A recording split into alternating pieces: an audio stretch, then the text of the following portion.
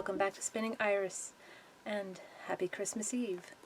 It is time for part 4 of A Christmas Carol by Chares Dickens. Are you ready? Let's go. Stave 4. The Last of the Spirits. The phantom slowly, gravely, silently approached. When it came near him, Scrooge bent down upon his knee, for in the very air through which this spirit moved it seemed to scatter gloom and mystery. It was shrouded in a deep black garment, which concealed its head, its face, its form, and left nothing of it visible save one outstretched hand. But for this it would have been difficult to detach its figure from the night, and separate it from the darkness by which it was surrounded. He felt that it was tall and stately when it came beside him, and that its mysterious presence filled him with a solemn dread. He knew no more, for the spirit neither spoke nor moved. "I am in the presence of the ghost of Christmas yet to come," said Scrooge. The spirit answered not, but pointed onward with its hand. "You are about to show me shadows of the things that have not happened, but will happen in the time before us," Scrooge pursued. "Is that so, spirit?" The upper portion of the garment was contracted for an instant in its folds, as if the spirit had inclined its head. That was the only answer he received. Although well used to ghostly company by this time, Scrooge feared the silent shape so much that his legs trembled beneath him, and he found that he could hardly stand when he prepared to follow it. The spirit paused a moment as observing his condition, and giving him time to recover. But Scrooge was all the worse for this. It thrilled him with a vague, uncertain horror to know that behind the dusky shroud there were ghostly eyes intently fixed upon him, while he, though he stretched his own to the utmost, could see nothing but a spectral hand and one great heap of black. "Ghost of the future," he exclaimed, "I fear you more than any spectre I have seen. But as I know your purpose is to do me good, and as I hope to live to be another man from what I was, I am prepared to bear you company, and do it with a thankful heart. Will you not speak to me?" It gave him no reply. The hand was pointed straight before him. "Lead on," said Scrooge. "Lead on. The night is waning fast, and it is precious time to me, I know. Lead on, spirit." The phantom moved away as it had come towards him. Scrooge followed in the shadow of its dress, which bore him up, he thought, and carried him along. They scarcely seemed to enter the city, for the city rather seemed to spring up about them and encompass them of its own act. But there they were in the heart of it, on 'change amongst the merchants, who hurried up and down, and chinked the money in their pockets, and conversed in groups, and looked at their watches, and trifled thoughtfully with their great gold seals, and so forth, as Scrooge had seen them often.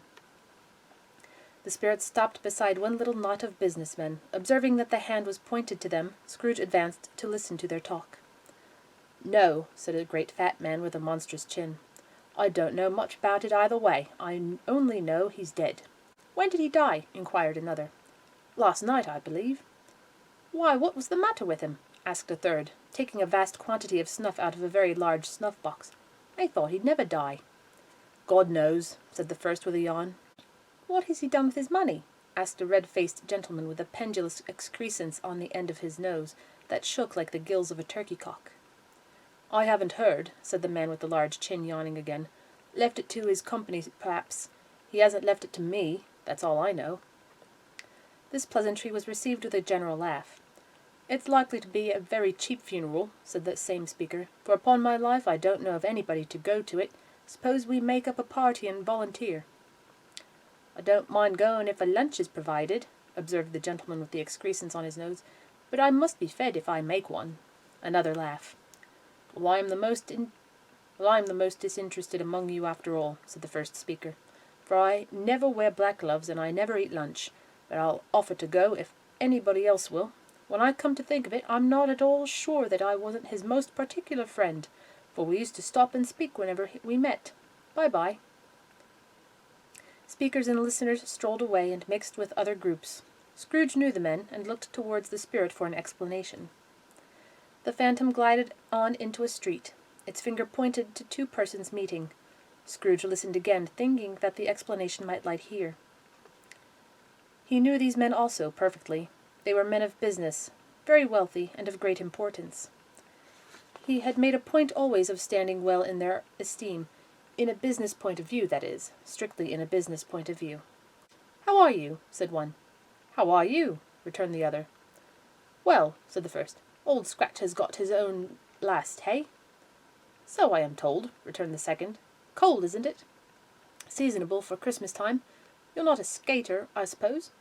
"No, no. Something else to think of. Good morning." Not another word. That was their meeting, their conversation, and their parting. Scrooge was at first inclined to be surprised that the spirit should attach importance to conversations apparently so trivial, but feeling assured that they must have some hidden purpose, he set himself to consider what it was likely to be. They could scarcely be supposed to have any bearing on the death of Jacob, his old partner, for that was past, and this ghost's province was the future. Nor could he think of any one immediately connected with himself to whom he could apply them. But nothing doubting that to whomsoever they applied, they had some latent moral for his own improvement, he resolved to treasure up every word he heard, and everything he saw, and especially to observe the shadow of himself when it appeared, for he had an expectation that the conduct of his future self would give him the clue he missed, and would render the solution of these riddles easy. He looked about in that very place for his own image, but another man stood in his accustomed corner, and though the clock pointed to his usual time of day for being there, he saw no likeness of himself among the multitudes that poured in through the porch. It gave him little surprise, however, for he had been revolving in his mind a change of life, and thought and hoped he saw his newborn resolutions carried out in this. Quiet and dark, beside him stood the phantom with its outstretched hand. When he roused himself from his thoughtful quest, he fancied from the turn of the hand and its situation in reference to himself that the unseen eyes were looking at him keenly. It made him shudder and feel very cold.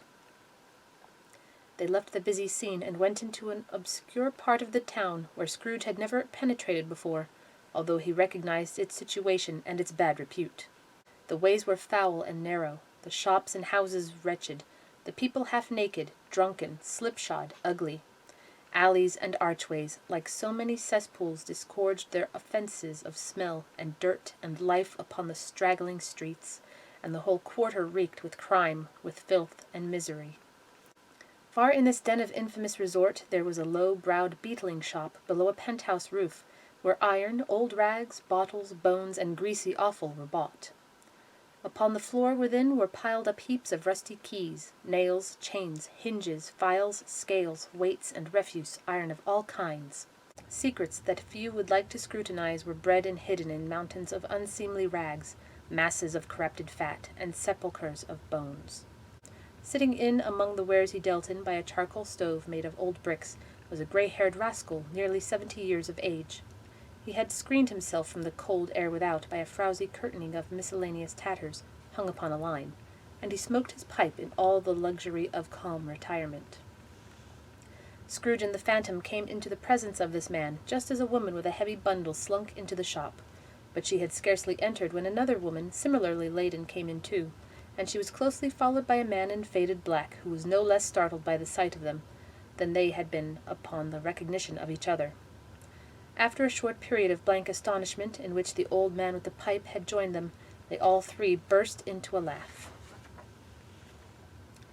"Let the charwoman alone to be the first," cried she who had entered first. "Let the laundress alone to be the second, and let the undertaker's man alone to be the third. Look here, old Joe, here's a chance, if we haven't all three met here without meaning it." "You couldn't have met in a better place," said old Joe, removing his pipe from his mouth. "Come into the parlour. You were made free of it long ago, you know, and the other two aren't strangers. Stop till I shut the door of the shop. Ah, how it squeaks! There aren't such a rusty bit of metal in the place as its own hinges, I believe, and I'm sure there's no such old bones here as mine. Ha ha! We're all suitable to our calling. We're well matched. Come into the parlour. Come into the parlour." The parlour was the space behind the screen of rags. The old man raked the fire together with an old stair-rod, and having trimmed his smoky lamp, for it was night, with the stem of his pipe, put it in his mouth again.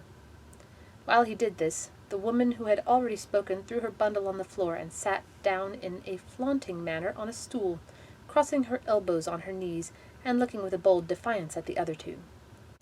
"What odds, then? What odds, Mrs. Dilber?" said the woman. "Every person has a right to take care of themselves.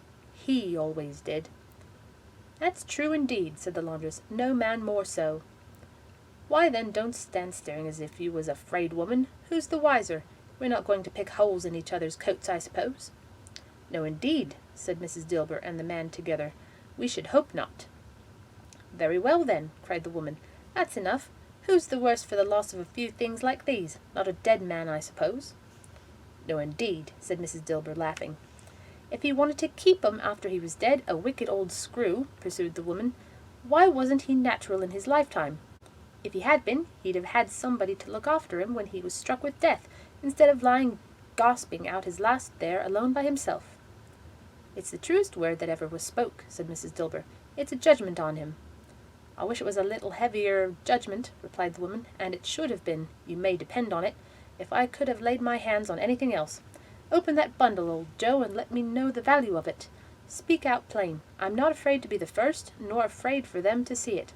We knew pretty well that we were helping ourselves before we met here, I believe. It's no sin. Open the bundle, Joe." But the gallantry of her friends would not allow of this, and the man in faded black mounted the breach first, produced his plunder. It was not extensive. A seal or two, a pencil case, a pair of sleeve buttons, and a brooch of no great value were all.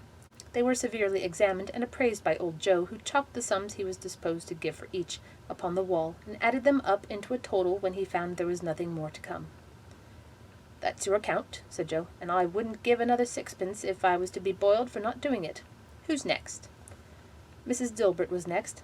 Sheets and towels, a little wearing apparel, 2 old-fashioned silver teaspoons, a pair of sugar tongs, and a few boots. Her account was stated on the wall in the same manner. "I always give too much to ladies. It's a weakness of mine, and that's the way I ruin myself," said old Joe. "That's your account. If you asked me for another penny, and made it an open question, I'd repent of being so liberal and knock off half a crown." "And now undo my bundle, Joe," said the first woman. Joe went down on his knees for the greater convenience of opening it, and having unfastened a great many knots, dragging out a large and heavy roll of some dark stuff.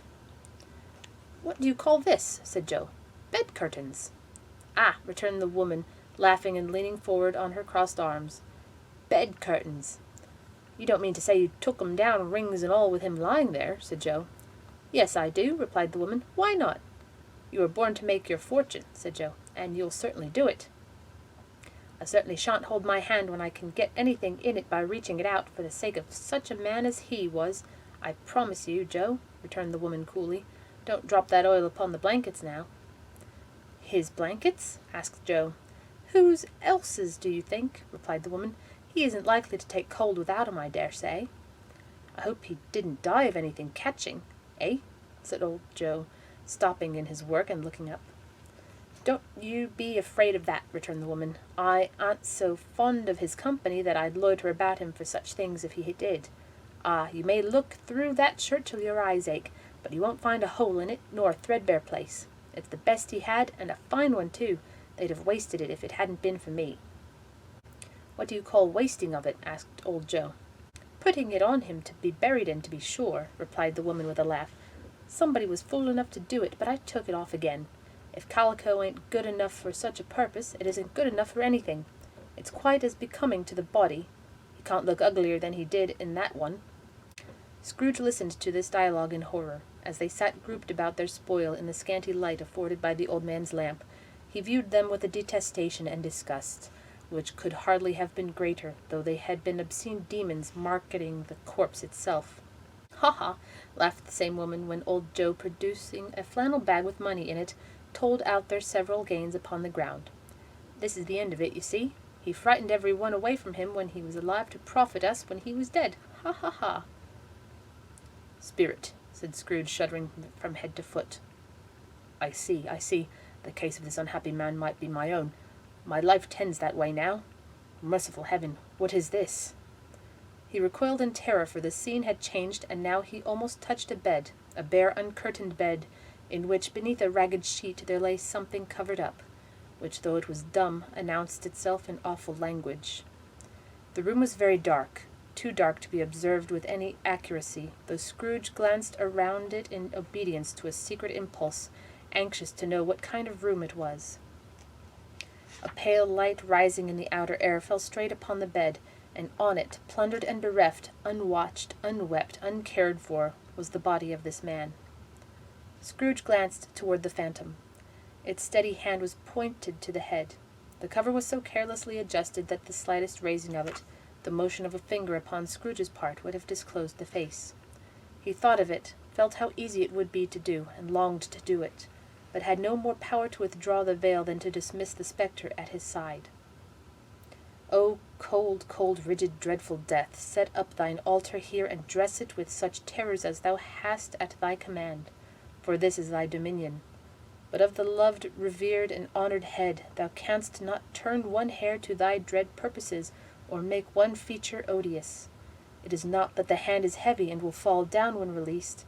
It is not that the heart and pulse are still, but that the hand was open, generous, and true, the heart brave, warm, and tender, and the pulse a man's. Strike, shadow, strike, and see his good deeds springing from the wound to sow the world with life immortal.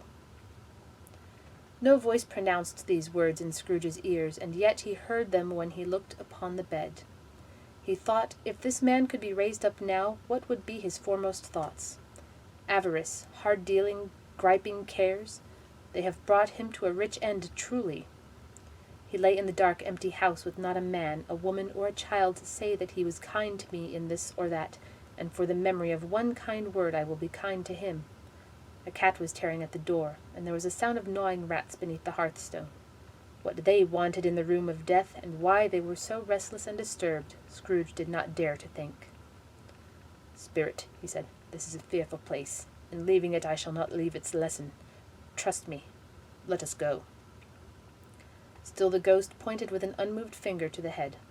"I understand you," Scrooge returned, "and I would do it if I could, but I have not the power, Spirit. I have not the power." Again it seemed to look upon him. "If there is any person in this town who feels emotion caused by this man's death," said Scrooge, quite agonized, "show that person to me, Spirit, I beseech you." The phantom spread its dark robe before him for a moment like a wing, and withdrawing it, revealed a room by daylight, where a mother and her children were. She was expecting some one, and with anxious eagerness, for she walked up and down the room, started at every sound, looked out from the window, glanced at the clock, tried, but in vain, to work with her needle, and could hardly bear the voices of the children in their play. At length the long-expected knock was heard. She hurried to the door and met her husband, a man whose face was careworn and depressed, though he was young. There was a remarkable expression in it now, a kind of serious delight of which he felt ashamed and which he struggled to repress. He sat down to the dinner that had been hoarding for him by the fire, and when she asked him faintly what news, which was not until after a long silence, he appeared embarrassed how to answer. "Is it good," she said, "or bad?" to help him. "Bad," he answered. "We are quite ruined?" "No, there is hope yet, Caroline." "If he relents," she said, amazed. "There is. Nothing is past hope if such a miracle has happened." "He is past relenting," said her husband. "He is dead."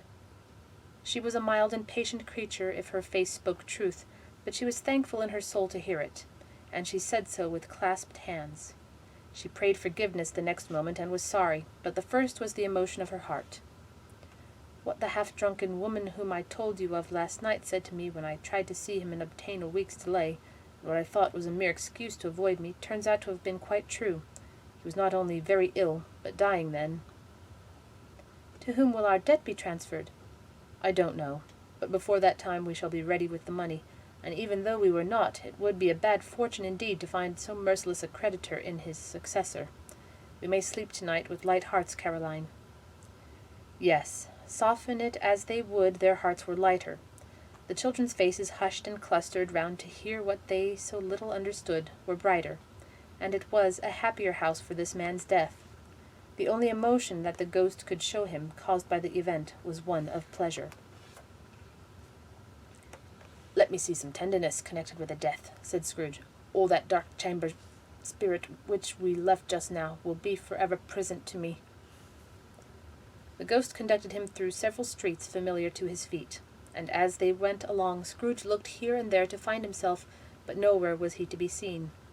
They entered poor Bob Cratchit's house, the dwelling he had visited before, and found the mother and the children seated round the fire. Quiet. Very quiet. The noisy little Cratchits were as still as statues in one corner, and sat looking up at Peter, who had a book before him. The mother and her daughters were engaged in sewing, but surely they were very quiet. "Ah, he took a child and set him in the midst of them." Where had Scrooge heard those words? He had not dreamed them. The boy must have read them out as he and the spirit crossed the threshold. Why did he not go on? The mother laid her work upon the table and put her hand up to her face. "The colour hurts my eyes," she said. "The colour? Ah, poor Tiny Tim." "They're better now, again," said Cratchit's wife. "It makes them weak by candlelight, and I wouldn't show weak eyes to your father when he comes home for the world. It must be near his time." "Past it, rather," Peter answered, shutting up his book. "But I think he has walked a little slower than he used these few last evenings, mother." They were very quiet again. At last she said, and in a steady, cheerful voice, that only faltered once, I have known him walk with Tiny Tim upon his shoulder, very fast indeed." "And so have I," cried Peter. "Often." "And so have I," exclaimed another. So had all. "But he was very light to carry," she resumed, intent upon her work, "and his father loved him so that it was no trouble. No trouble. And there is your father at the door." She hurried out to meet him, and little Bob, in his comforter, he had need of it, poor fellow, came in. His tea was ready for him on the hob, and they all tried who should help him to it most. Then the two young Cratchits got upon his knees and laid each child a little cheek against his face, as if they said, "Don't mind it, father, don't be grieved." Bob was very cheerful with them, and spoke pleasantly to all the family. He looked at the work upon the table, and praised the industry and speed of Mrs. Cratchit and the girls. They would be done long before Sunday, he said. "Sunday. You went to-day, then, Robert?" said his wife. "Yes, my dear," returned Bob. "I wish you could have gone. It would have done you good to see how green a place it is. But you'll see it often. I promised him that I would walk there on a Sunday." "My little child," cried Bob. "My little child." He broke down all at once. He couldn't help it. If he could have helped it, he and his child would have been farther apart, perhaps, than they were. He left the room and went upstairs into the room above, which was lighted cheerfully and hung with Christmas. There was a chair set close beside the child, and there were signs of some one having been there lately. Poor Bob sat down in it, and when he had thought a little and composed himself, he kissed the little face. He was reconciled to what had happened, and went down again quite happy. They drew about the fire and talked, the girls and mother working still. Bob told them of the extraordinary kindness of Mr. Scrooge's nephew, whom he had scarcely seen but once, and who, meeting him in the street that day, and seeing that he looked just a little down, you know, said Bob, inquired what had happened to distress him. "On which," said Bob, "for he is the pleasantest spoken gentleman you ever heard, I told him. I am heartily sorry for it, Mr. Cratchit," he said, "and heartily sorry for your good wife. By the by, how he ever knew that, I don't know." "Knew what, my dear?" "Why, that you were a good wife," replied Bob. "Everybody knows that," said Peter. "Very well observed, my boy," cried Bob. "I hope they do. Heartily sorry," he said, "for your good wife. If I can be of service to you in any way," he said, giving me his card, "that's where I live. Pray come to me." "Now it wasn't," cried Bob, "for the sake of anything he might be able to do for us, so much as for his kind way, that this was quite delightful. It really seemed as if he had known our Tiny Tim and felt with us." "I'm sure he's a good soul," said Mrs. Cratchit. "You would be surer of it, my dear," returned Bob, "if you saw and spoke to him. I shouldn't be at all surprised, mark what I say, if he got Peter a better situation." "Only hear that, Peter," said Mrs. Cratchit. "And then," cried one of the girls, "Peter will be keeping company with some one and setting up for himself." "Get along with you," retorted Peter, grinning. "It's just as likely as not," said Bob, "one of these days, though there's plenty of time for that, my dear. But however and whenever we part from one another, I am sure we shall none of us forget poor Tiny Tim, shall we, or this first parting that there was among us?" "Never, father," cried they all. "And I know," said Bob, "I know, my dears, that when we recollect how patient and how mild he was, although he was a little child, we shall not quarrel easily among ourselves, and forget poor Tiny Tim in doing it." "No, never, father," they all cried again. "I am very happy," said little Bob. "I am very happy." Mrs. Cratchit kissed him, his daughters kissed him, the 2 young Cratchits kissed him, and Peter and himself shook hands.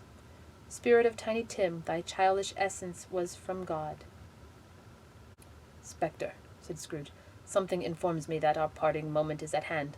I know it, but I know not how. Tell me what man that was whom we saw lying dead."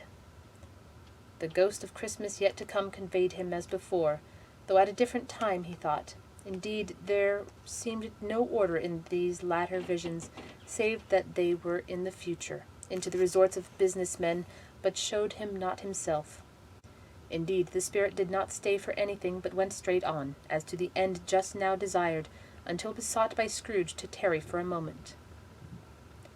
"This court," said Scrooge, "through which we hurry now, is where my place of occupation is, and has been for a length of time. I see the house.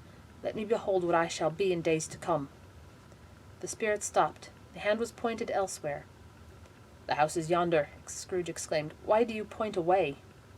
The inexorable finger underwent no change. Scrooge hastened to the window of his office, and looked in. It was an office still, but not his. The furniture was not the same, and the figure in the chair was not himself. The phantom pointed as before.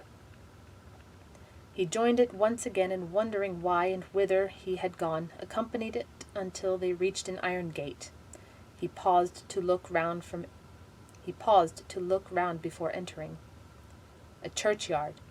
Here, then, the wretched man, whose name he had now to learn, lay underneath the ground. It was a worthy place, walled in by houses, overrun by grass and weeds, the growth of vegetation's death, not life, choked up with too much burying, fat with repleted appetite. A worthy place. The spirit stood among the graves and pointed down to one. He advanced towards it trembling. The phantom was exactly as it had been, but he dreaded that he saw new meaning in its solemn shape. "Before I draw nearer to that stone to which you point," said Scrooge, "answer me one question. Are these the shadows of the things that will be, or are they shadows of things that may be, only?" Still the ghost pointed downward to the grave by which it stood. "Men's courses will foreshadow certain ends to which, if persevered in, they must lead," said Scrooge. "But if the courses we departed from, the ends will change. Say it is thus with what you show me." The spirit was immovable as ever. Scrooge crept towards it, trembling as he went, and following the finger read upon the stone of the neglected grave his own name, Ebenezer Scrooge. "Am I that man who lay upon the bed?" he cried upon his knees. The finger pointed from the grave to him, and back again.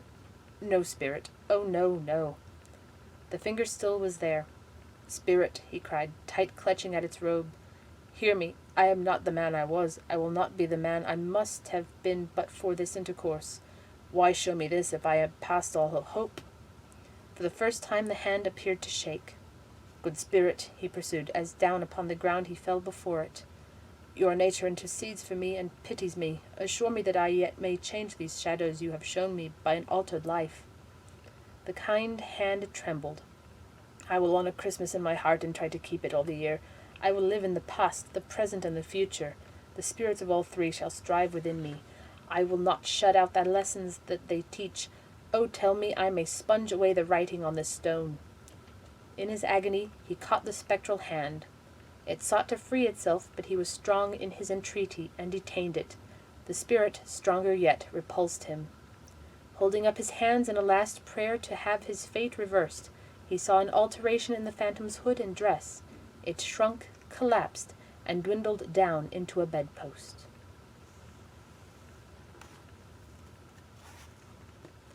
Thank you for joining me. I hope you'll join me on Christmas Day for the final part. Take care. Good night.